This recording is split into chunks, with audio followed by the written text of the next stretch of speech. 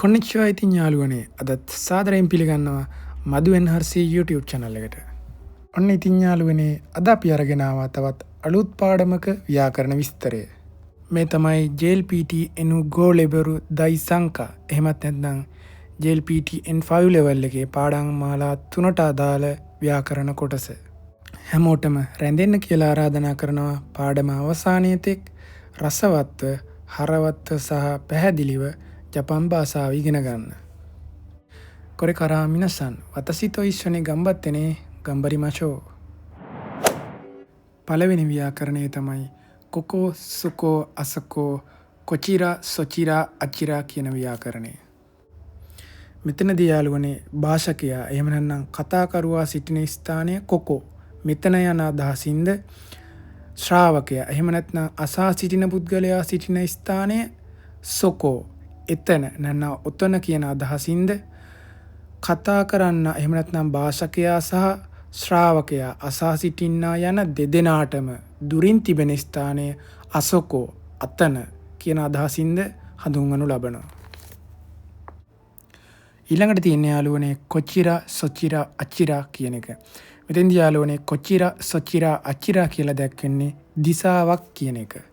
එතෙන්දී යාළුවනේ සරලව කොචිරා කියන එක මේ පැත්ත, සොචිරා කියන එක ඒ පැත්ත නැත්නම් ඔය පැත්ත, අචිරා කියන එක අර පැත්ත කියන අදහස ගන්නවා. යාළුවනේ ඒවා අනුපිළිවෙලින් කොකෝ සොකෝ අසොකෝ වෙනුවෙන් අපේ ඇස් ඉදිරියේ තියෙන ස්ථානයක් සඳහන් කරන්න තමයි යොදාගන්නේ. එමගින් කොකෝ සොකෝ අසොකෝ භාවිතා කරනට වඩාත් ආචාරශීලී බවක් නිරූපණය වෙනවා. ඊළඟට මේකේ තියෙන තවත් විශේෂ අවස්ථාවක් තමයි යාළුවනේ භාෂකයා එහෙම නැත්නම් කතා කරන්නා සහ ශ්‍රාවකයා ඊටාම ආසන්නයේ සිටිනවා නම් එහෙමත් නැත්නම් එකම කලාපයේ සිටිනවා නම් මේ දෙදෙනාම සිටින ස්ථානය කොකෝ කියලා හඳුන්වනවා. දෙදෙනාට මදක් දුරින් එහෙම නැත්නම් පොඩි දුරකින් තිබෙන ස්ථානයක් සොකෝ කියලා හඳුන්වනවා. මේ දෙදෙනාටම වඩාත් දුරින් ගොඩක් දුරින් තියෙන ස්ථානයක් අසොකෝ යනුවෙන් අදහස් කරනවා. මේ ටික තමයි යාළුවනේ ඉතින් කොකෝ සොකෝ අසොකෝ සහ කොචිරා සොචිරා අචිරා කියන ව්‍යාකරණ ස්වරූපීය විශේෂ අවස්ථා ටික හැමෝම මේවා හොඳින් මතක තබා ගන්න. දැන් අපි උදාහරණ කිහිපයක් බලමු. පළවෙනි උදාහරණය තියෙන ඔතේ රයිවා සොකෝ දෙස්. වැසිකිළියේ තියෙන්නේ එතන. දෙවෙනි උදාහරණය තියෙනවා ගින්කෝවා අසොකෝ දෙස්. බැංකුව තියෙන්නේ අතන. යාළුවනේ එන්නේ විදිහට තමයි ස්ථානයක් හඳුන්වන්න පද යොදාගනු ලබන්නේ.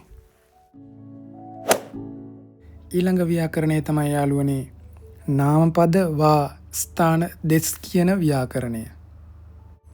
මේ වාක්‍ය රටාව අපි යොදාගන්නේ දෙයක්, එහෙමත් නැත්නම් ස්ථානයක්, එහෙමත් නැත්නම් කෙනෙක් ආදී වශයෙන් ඒ දේවල් පවතින ස්ථානය පිළිබඳව ප්‍රකාශ කරන්න තමයි මේ වාක්‍ය රටාව භාවිතා කරන්නේ. එහෙනම් යාළුවනේ අපි උදාහරණ ටික බලමු. පළවෙනි උදාහරණය තමයි ශකුදෝවා යොන්කයි දෙස්.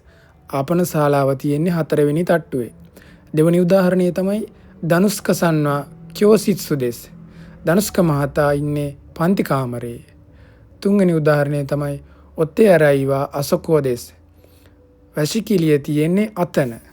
ඉතින් යාළුවනේ මේ වගේ දෙයක්, ස්ථානයක්, කෙනෙක් ආදී වශයෙන් පවතින ස්ථානය පිළිබඳව අදහස් ප්‍රකාශ කරන්න මෙම නාමපද වා ස්ථාන දෙස් කියන ස්වරූපය අපිට භාවිතා කරන්න පුළුවන්. ඊළඟ ව්‍යාකරණ අවස්ථාව තමයි යාළුවනේ දොකෝ නැත්නම් දොචිරා කියන අවස්ථාව. මෙතෙන්දී දොකෝ කියලා දැක්වෙන්නේ යම් කිසි ස්ථානයක් පිළිබඳව ප්‍රශ්නවාචී පදයක්.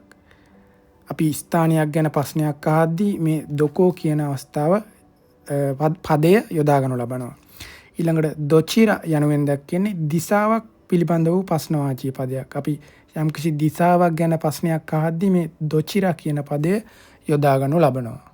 සරලව කියනවා නම් යාළුවනේ අපි යම් කිසි කෙනෙක්ගෙන් ස්ථානයක් පිළිබඳ ප්‍රශ්නයක් අහද්දී මේ දොකෝ කියන පදය සහ දොචිරා කියන පදය යන දෙකම භාවිතා කරන්න පුළුවන්. වෙනස තමයි දොකෝ යන පදයට වඩා දොචිරා යන පදේ යම් කිසි ආචාරශීලී ස්වරූපයක් පෙන්눔 කරනවා. ඒ හින්දා ආචාරශීලීව කතා බහ කරන්න අවශ්‍ය අවස්ථාවේදී දොචිරා කියන පදේ භාවිතා කිරීම වඩාත් සුදුසුයි. එහෙනම් යාළුවනේ අපි උදාහරණ ටික බලමු. පළවෙනි උදාහරණය තමයි කයිදන්වා දොකෝ දෙස්කා අසොකෝ දෙස්. පඩිපෙළ තියෙන්නේ කොතනද? අතන. දෙවනි උදාහරණය තමයි යාළුවනේ උකත්සුකේවා දොචිරා දෙස්කා පිළිගැනීමේ කවුළුව කොයි පැත්තේද අචිරා දෙස් අර පැත්තේ. තවත් විශේෂ අවස්ථාවක් තමයි යාළුවනේ අපි රටක් ගැන එහෙම නැත්නම් ආයතනයක් ගැන නැත්නම් පාසලක් වැනි දෙයක් ගැන ප්‍රශ්නයක් අහද්දී නන්දෙස්කා කියන එක යොදාගන්නේ නැහැ. ඒ වෙනුවට යොදාගන්නේ දොකෝ නැත්නම් දොචිරා කියන එක. වඩාත්ම සුදුසුයි ආචාරශීලී හින්දා දොචිරා කියන එක යොදා ගන්න ඕන. උදාහරණයක් විදිහට ගක්කෝවා දොකෝ දෙස්කා පාසල කොහෙන්ද මොන පාසලෙන්ද කියන අදහස තමයි ඒකේ තේරුම. ඊළඟට කයිසාවා දොචිරා දෙස්කා මොන කම්පැනියද වැඩ කරන්නේ. ඒ විදිහට යාළුවනේ ඒ වගේ රටක් ආයතනයක් එහෙම නැත්නම් පාසලක් වගේ දෙයක් ගැන අපි කෙනෙක්ගෙන් ප්‍රශ්නයක් අහද්දී ඒකට නන්දෙස්කා කියන එක භාවිතා කරන්නේ. ඒ විනුවට දොකෝ නැත්නම් දොචිරා කියන එක භාවිතා කරනවා. වඩාත්ම සුදුසුයි දොචිරා කියන එක භාවිතා කරනවා නම්.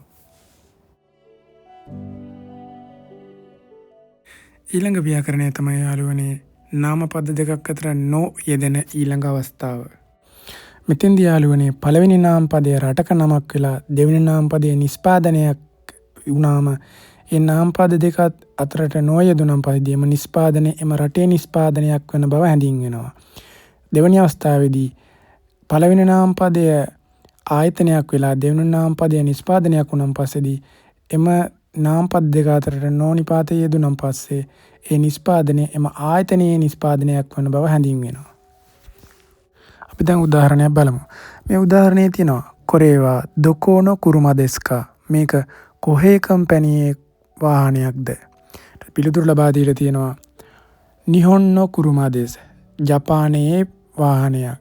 ඒ වගේම ටොයෝටා නෝ කුරුමා දෙස්. ටොයෝටා කම්පැනියේ වාහනයක්. මේ විදිහට පළවෙනි නාමපදයට රටක් යොදාගෙන දෙවෙනි නාමපදයට නිස්පාදනයක් යොදාගත්තන් පස්සේදී ඒ රටේ නිස්පාදනයක් වෙන බවත් පළවෙනි නාමපදයට ආයතනයක් යොදාගෙන දෙවෙනි නාමපදයට නිස්පාදනයක් යොදාගත්තන් එම ආයතනයේ නිස්පාදනයක් වෙන බවත් අපිට මේ මගින් කියන්න පුළුවන්. ඔන්න යාළුවනේ නැවතත් උපසර්ගයේ යෙදෙන අවස්ථාවක් වෙලා තියෙනවා. මෙතෙන්දී ශ්‍රාවකයා එහෙම නැත්නම් අසා සිටිනා හෝ විම අවස්ථාවේ නොමැති වෙනත් අයෙකු පිළිබඳ යම් තොරතුරක් කරුණක් දැක්වෙන පදයට පෙර උපසර්ගය යොදනවා. මෙතෙන්දී භාෂකයා එහෙම නැත්නම් කතාකරුවාගේ ආචාරශීලී ස්වරූපය තමයි නිරූපණය කරන්නේ. ඒ අවස්ථාවේදී අපිත් එක්ක සංවාදයක නිරත වෙන කෙනාට තියෙන ගෞරවයත් හෝ වෙන කෙනෙකුගේ ගෞරවනීය බව ආරක්ෂා වෙන විදිහට තමයි ඒ අයගේ තොරතුරක් හෝ කරුණකට ගැන කතා කරනකොට ඒ පදයට පෙර උපසර්ගය යොදන්නේ. දැන් අපි උදාහරණ කීපයක් බලමු. පළවෙනි උදාහරණය ඔකුනිවා දොචිරා දෙස්කා. ඔයාගේ රට කුමක්ද? දෙවෙනි උදාහරණය ඔන්නමයව නන්දෙස්කා. ඔයාගේ නම කුමක්ද? තුන්වෙනි උදාහරණය ඔශිගතෝ නන්දෙස්කා. ඔයාගේ රැකියාව කුමක්ද?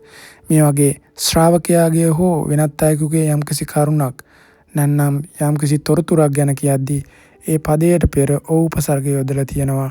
කතාකරුවා එහෙම නැත්නම් භාෂකයාගේ ආචාරශීලී බව නිරූපණය කරන්න. ඔන්න ඉතින් යාළුවනේ මේ විදිහට JLPT N5 level එකේ තුන්වෙනි පාඩමට අදාළ ව්‍යාකරණ කොටස නිමාවටපත් වෙනවා. අවසානයේ වෙනකන් සම්බන්ධ වෙලා හිටපු හැමෝටම අරිගතෝ කියන ගමන් හැමෝගෙම ජපන් හීනය හැබෑ වෙන්න කියලා හදවතින්ම ප්‍රාර්ථනා කරනවා. ඉතින් යාළුවනේ හැමෝටම ආරාධනා කරනවා මදු and හර්ෂි YouTube channel එක subscribe කරන්න, like කරන්න සහ comment කරන්න අමතක කරන්න එපා. ඉතින් යාළුවනේ ඔන්න ඔයාලගේ හැම සුන්දර හීනයක්ම සැබෑ වෙන්න කියලා ප්‍රාර්ථනා කරන ගමන් අදට සමුගෙන යනවා. ඔයාලට සුබ දවසක් වේවා. සයෝනාරා.